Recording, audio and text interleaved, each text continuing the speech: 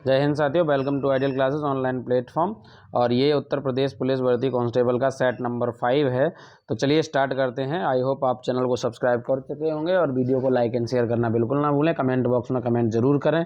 चलिए ठीक है, स्टार्ट करते हैं। पहला क्वेश्चन है, नवंबर 2023 में चर्चा में रही शीतल महाजन किस क्षेत्र से संबंधित हैं। देखिए, नवंबर 2023 में ये आपका जो फेमस पर्सनैलिटी है उससे प्रश्न आया हुआ है कि नवंबर 2023 में जो शीतल महाजन हैं वो किस क्षेत्र से संबंधित हैं। तो इसका जो राइट आंसर है वो है स्काई डाइवर। ठीक है, तो स्काई डाइवर हैं आपकी शीतल महाजन। चलिए अगले प्रश्न पे मूव करते हैं। अगला क्वेश्चन है आपका,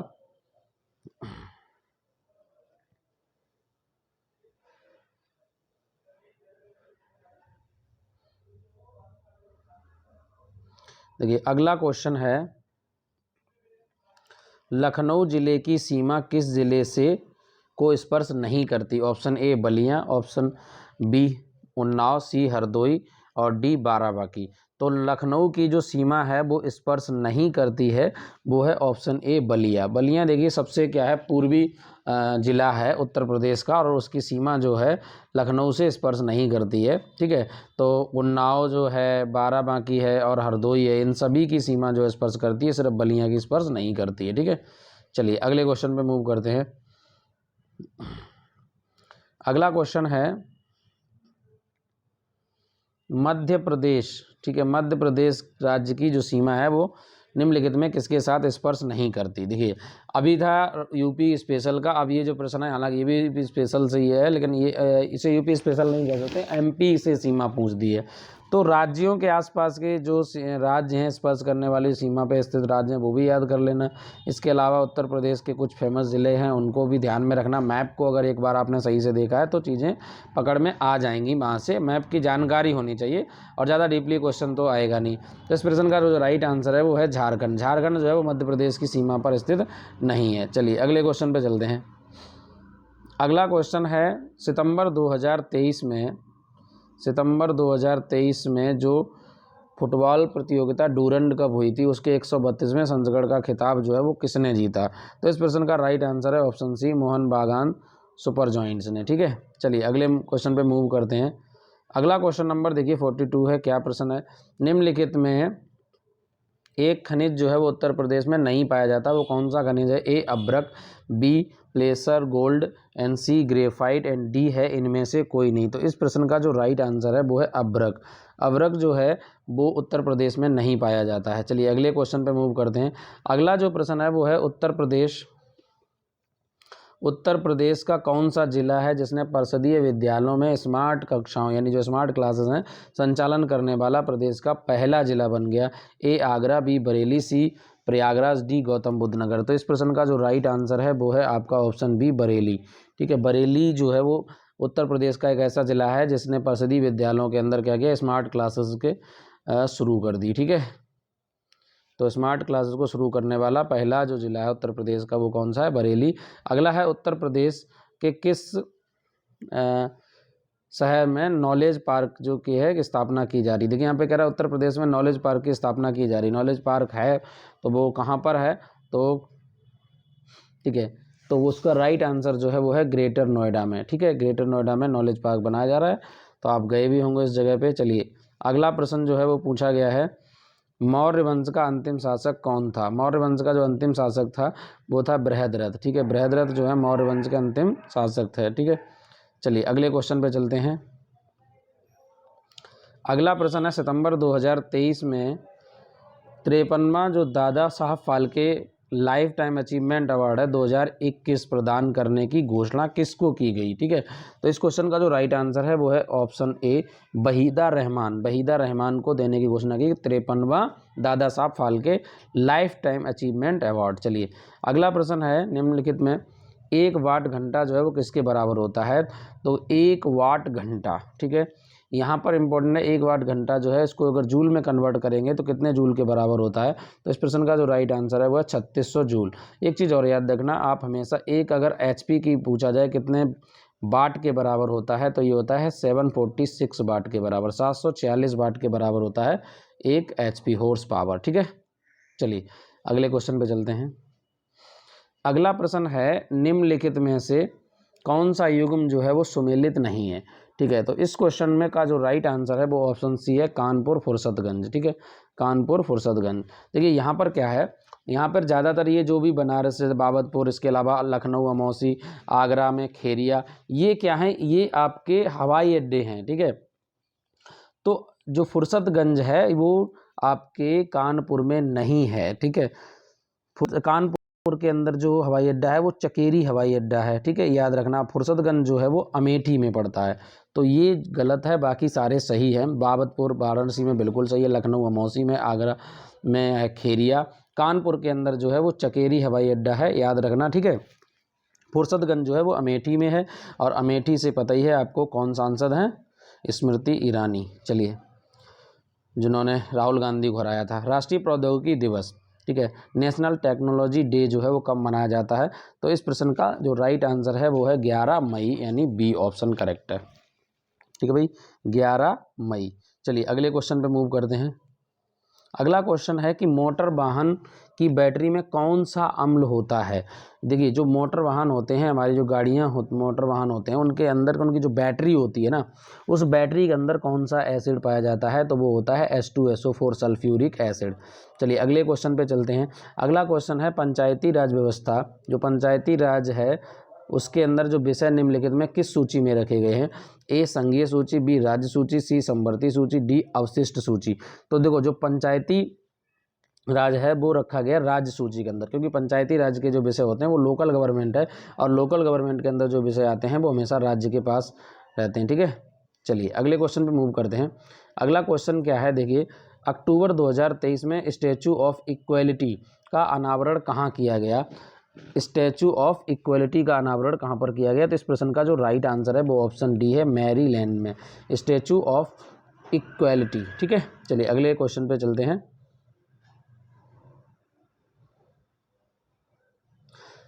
अगले क्वेश्चन पे चलते हैं। अगला क्वेश्चन है, देखिए, अभी ये दिवस से प्रश्न आ गया। मैंने कहा था दिवस आपको बहुत अच्छे से पढ़ना है, 1 से 2 मतलब हर सेट के अंदर हैं आपके। भारत में राष्ट्रीय खेल दिवस जो है वो कब मनाया जाता है।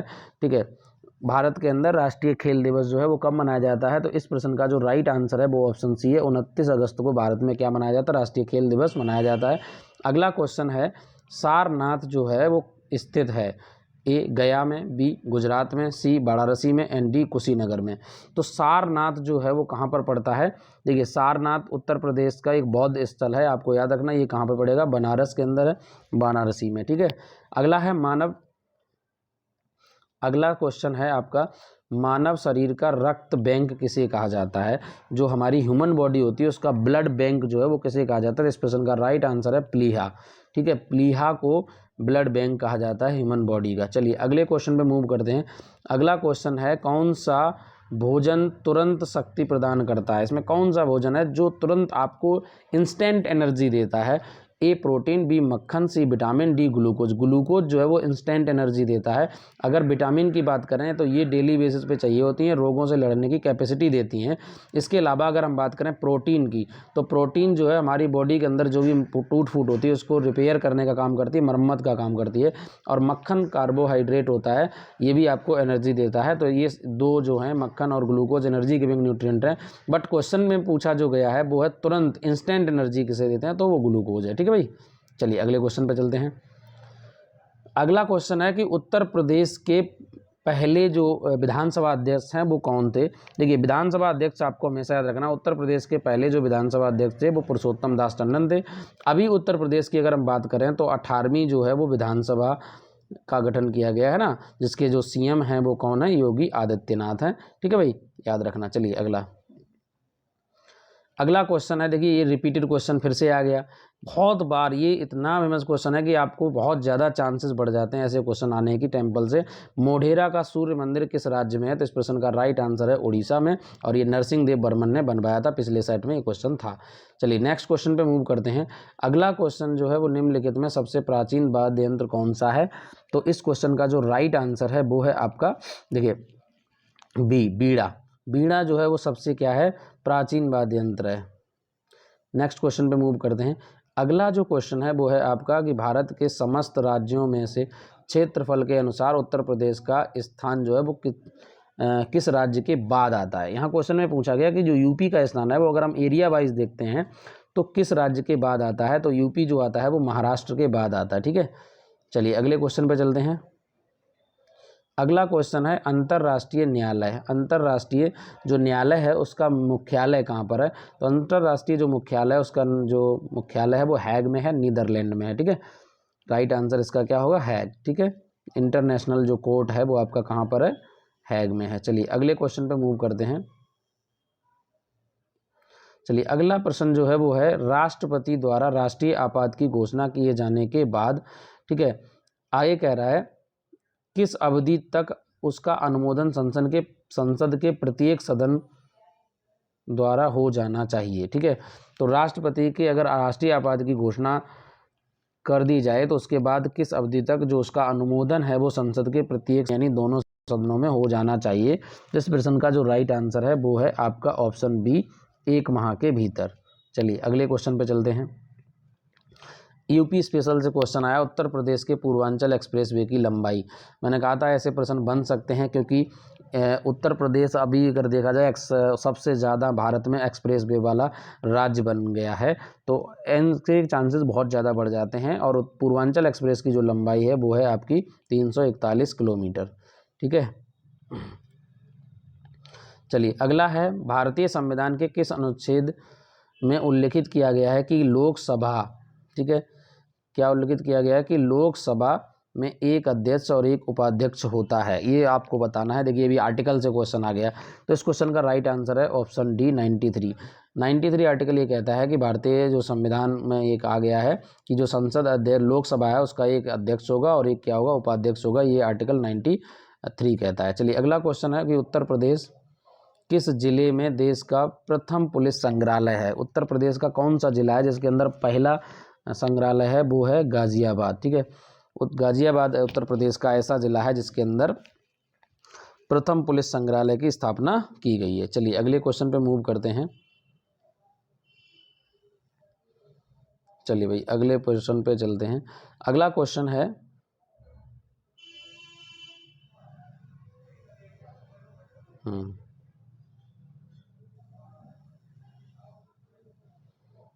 चलिए अगला क्वेश्चन है कि संगीत शिक्षा प्रदान करने हेतु उत्तर प्रदेश में स्थापित प्रथम संगीत विश्वविद्यालय कौन सा है।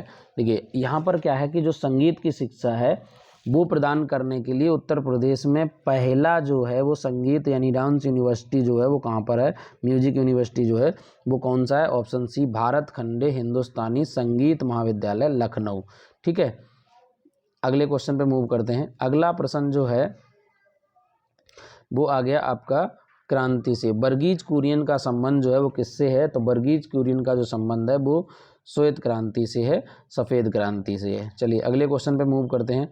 अगला क्वेश्चन भी इंपॉर्टेंट क्वेश्चन है। देखिए फिर आ गया एक प्रश्न, साइंस से हर बार 2 से 1-2 प्रश्न आ ही जाते हैं, और इस बार आया किस रोग की रक्षा करने के लिए शिशुओं में जो DPT का टीका जो है वो लगाया जाता है, कौन से रोग से रक्षा करने के लिए। तो इस प्रश्न का राइट आंसर है रोहिणी, कुकुर खांसी और टिटनेस के लिए।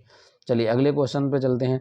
ये क्वेश्चन जो है वो संबंधित किससे है, ये क्वेश्चन आ गया है आपका मिलान करना है आपको, ज़रा ध्यान से समझो इस प्रश्न को, मैं इसे थोड़ा सा कर देता हूँ। चलिए यहाँ पर क्या है, आपको मैच करना है हीराकुंड डैम जो है, देखो ज़रा ध्यान समझो, हीराकुंड अगर डैम की हम बात करेंगे तो हीराकुंड डैम जो है वो कहाँ पर है, वो है आपका सबसे बड़ा बांध है महानदी पर। ठीक है, टिहरी डैम जो है वो क्या है, भागीरथी पे है।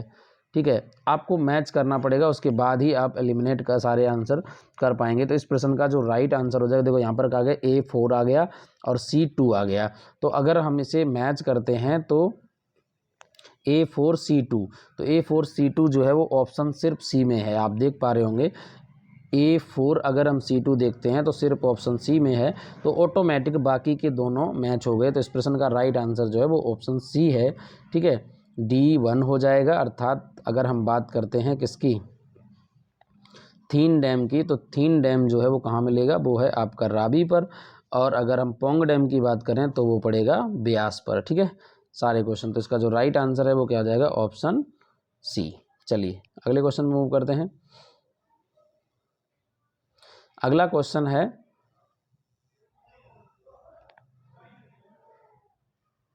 निम्नलिखित में सही मिलान नहीं है। दार्जिलिंग पश्चिम बंगाल, माउंट आबू राजस्थान,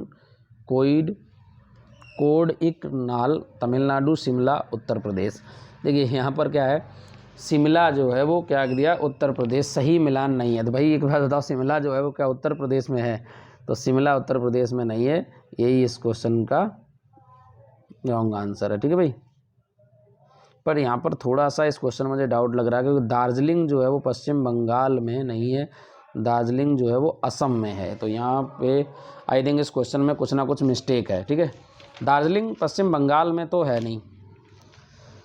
ठीक है, बाकी आप लोग भी चेक कर लेना। शिमला, ठीक है, ये तो कंफर्म है कि शिमला यूपी में नहीं है, लेकिन दार्जिलिंग जो है वो क्या पश्चिम बंगाल में है, एक बार चेक कर लेना। तो इस क्वेश्चन का जो राइट आंसर है वैसे शिमला उत्तर प्रदेश होना चाहिए, दार्जिलिंग मेरे हिसाब से तो असम में है। माउंट आबू राजस्थान में, कोई दिक्कत नहीं है, सारी चीज़ें सही है। अगला क्वेश्चन क्या है, टीपू सुल्तान कहाँ का शासक था? टीपू सुल्तान जो है वो कहाँ का शासक था? तो टीपू सुल्तान जो है वो मैसूर का शासक था।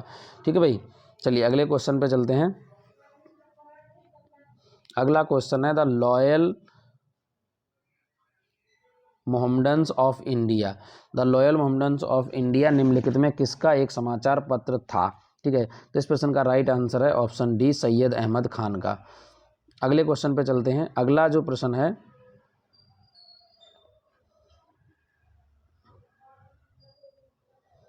अगला क्वेश्चन पे चलते हैं। भारत में पहली बार 1853 में किस स्थान पर रेल चलाई गई थी? तो ये चली गई थी मुंबई में, मुंबई से ठाणे। ठीक है, याद रखना। क्रीमी लेयर का संबंध किससे है? ये तो बहुत आसान प्रश्न है, आप आसानी से कर भी सकते हैं।